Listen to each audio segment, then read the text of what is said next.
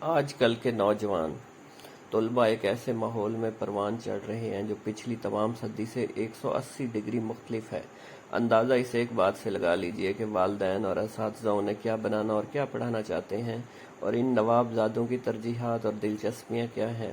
اکثر طلباء جب آپس میں گفتگو کرتے ہیں تو زیادہ تر گفتگو یہ ہوتی ہے، اوئے تم کون سا پیکج لگاتے ہو؟ فلاں۔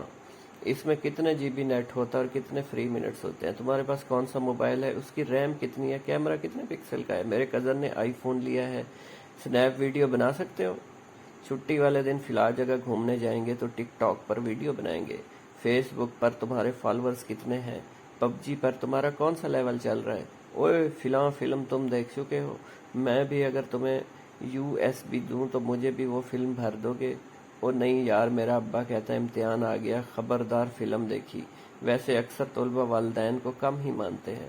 یار پتہ نہیں کون بغیرت مجھے وائس چینجر لگا کر تنگ کرتا ہے، وہ ہے تو اپنی کلاس کا ہی، میں جلد پتہ لگا لوں گا، وغیرہ وغیرہ۔ اصل میں طلباء کا قصور نہیں، قصور ماحول کا ہے۔